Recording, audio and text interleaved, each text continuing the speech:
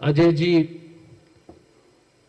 दिल्ली सरकार में लगातार जीत करके मंत्री भी रहे हैं, केंद्र सरकार में यूनियन कैबिनेट के मंत्री रह चुके हैं,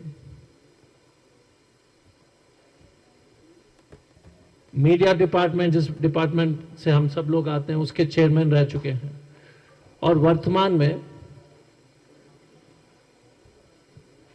इंडियन नेशनल कांग्रेस के ट्रेजरर है।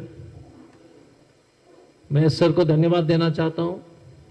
हमारे साथ आज उपस्थित मंच पर कोंडा रेड्डी सर हैं, भूतपूर्व मंत्री, रमनी जी, वाचन जी और अली मेहदी जी, उन लोगों का भी स्वागत है। मैं अब श्री अजय माकन जी से रिक्वेस्ट करूंगा कि आप सब लोग को संबोधित करें। श्री अजय माकन जी।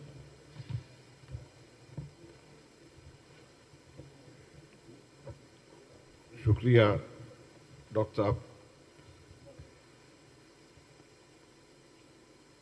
मैं शुरुआत में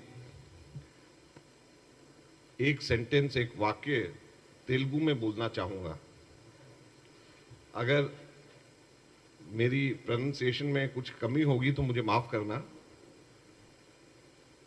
और वो वाक्य या नारा है, बीआरएस तेलंगानानु अपुला ऊबीलो मुंचिंदी।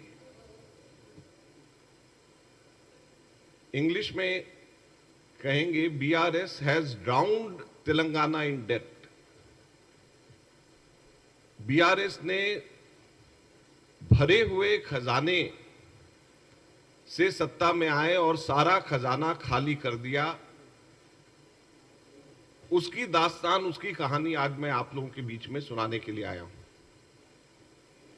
और ये इसलिए जरूरी है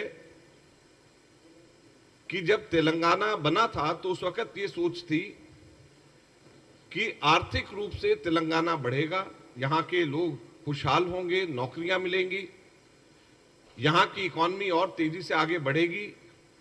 लेकिन आज स्थिति यह है कि हर तेलंगाना वासी के ऊपर 1,30,000 का कर्ज हर एक तेलंगाना के ऊपर है, जो कि केवल तेलंगाना की सरकार ने पिछले 10 वर्षों के अंदर यहां पे कर्ज में डुबो दिया है हर तेलंगाना वासी को। जब सरकार कर्ज लेती है और उसको जब वापस करना होता है तो वो वापस करने का एक ही तरीका है, टैक्स लगाना। और वो टैक्स लोगों की जेब से ही निकाला जाता है, जो कि 1,30,000 का टैक्स हर एक तेलंगाना वासी के ऊपर, हर एक के ऊपर ये कर्ज, ये बीआरएस की सरकार ने रख छोड़ा है पिछले 10 वर्षों में। किसानों की हालत सबसे खराब है। पूरे तेलंगाना के अंदर 91%, 91% जो किसान हैं वो कर्ज में डूबे हुए हैं। और मैं आपको याद कराना चाहता हूं, ये कांग्रेस की केंद्र की सरकार और कांग्रेस की राज्य सरकारें हैं जो कि किसानों का कर्ज लगातार माफ करती आ रही हैं। और दूसरी तरफ ये है कि जिन्होंने 91% किसानों को कर्ज में डुबो दिया है, ये इनकी सरकार के पिछले 10 वर्षों का काम है। अगर हम पब्लिक सेक्टर अंडरटेकिंग्स की बात करें तो यहां की डिस्कॉम्स अकेले 52,000 करोड़ रुपया, 52,000 करोड़ रुपीस अकेले डिस्कॉम के ऊपर कर्ज है। जेनको ने, जो जनरेशन कंपनी है, उसने 7,378 करोड़ रुपया उन्होंने आगे देना है और वो कर्ज में डूबी हुई है जनरेशन कंपनी। और जो कर्ज में डूबी हुई है जनरेशन कंपनी, पूरे हिंदुस्तान के अंदर सबसे ज्यादा कर्ज में डूबे हुए स्टेट के अंदर अगर नाम आता है तो तेलंगाना का नाम आता है। आरके सिंह जो यूनियन पावर मिनिस्टर हैं, उन्होंने अभी पार्लियामेंट में पीछे सभी स्टेट्स का जब लेखा जोखा दिया तो उन्होंने कहा कि ये इतना कर्ज में डूबे हुए हैं यहां पे, इतनी देनदारी है यहां पे डिस्कॉम्स की और जेनको की, कि आगे आने वाले समय में तेलंगाना को बिजली कोई देगा ही नहीं आगे बांटने के लिए। अगर हम दूसरी ओर यहां की पब्लिक सेक्टर अंडरटेकिंग्स की बात करें तो सिंगारेनी कॉलोनीज का और टीएसआरटीसी के दोनों का मिलाकर के 5,300 करोड़ रुपए का कर्ज इनके ऊपर है। तो आप सोच सकते हैं कि एक तरफ किसान सारे के सारे कर्ज में डूबे हुए हैं, एक तरफ हर तेलंगाना के सिटीजन के ऊपर 1,30,000 का हर एक के ऊपर कर्ज है। वहां के बिजली कंपनी इस कर्ज में डूबी हुई हैं, जिनको आगे कोई बिजली देने वाला आगे आने वाले दिनों में नहीं कोई होगा। तो ऐसी स्थिति के अंदर क्या क्या हाल इन लोगों ने पिछले 10 वर्षों के अंदर बनाया। और ये जो कर्ज में डूबे हुए हैं उसका असर क्या है? जो फिस्कल मिसमैनेजमेंट है, जो फाइनेंशियल मिसमैनेजमेंट है, जो अर्थव्यवस्था बिगड़ गई है, उसका नेट रिजल्ट क्या है?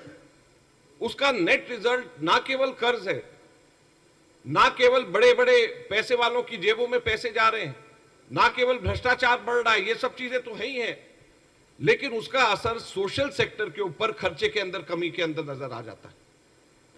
पूरे हिंदुस्तान में जो बजट एलोकेशन है उसमें 14.8%, 14.8% एजुकेशन पे खर्च होता है, पूरे हिंदुस्तान का एवरेज।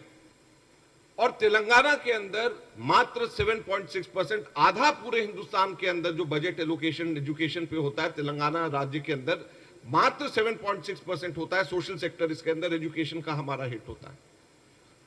पूरे हिंदुस्तान में 6% हेल्थ सेक्टर के ऊपर बजट एलोकेशन होता है, तेलंगाना में मात्र 4% का होता है। और तेलंगाना के अंदर जो बजट एलोकेशन भी हुआ है वो भी पूरा खर्च नहीं हो पाता। तो जो की सोशल सेक्टर हेल्थ और एजुकेशन है, दोनों के अंदर बजट के अंदर कटौती पूरे हिंदुस्तान के एवरेज से कम यहां पर दिल्ली में, और अच्छा खासा कम पूरे हिंदुस्तान से यहां पे तेलंगाना के अंदर होता है। जो अम्मा हस्तम प्रोग्राम कांग्रेस के जमाने में जो चलता था, उसमें 9 चीजें, 9 वस्तुएं सबको दी जाती थी। अब जो है उसको अम्मा हस्तम प्रोग्राम में 9 की जगह केवल 1, वो भी चावल सिर्फ दिया जा रहा है। ये सोशल सेक्टर के ऊपर इसका असर, दुष्प्रभाव होता है जब सरकारों के पास में पैसा की पूरे अर्थव्यवस्था पूरी की पूरी चरमरा जाती है। हम लोगों के समय में जल यज्ञम प्रोग्राम, इरिगेशन का, सिंचाई का, हम लोगों के समय पे हम लोगों ने शुरू किया। इन लोगों ने वो सारे के सारे प्रोग्राम आज स्थगित हो गए, कहीं पर भी वो प्रोग्राम यहां पे तेलंगाना के अंदर नहीं हो रहा है।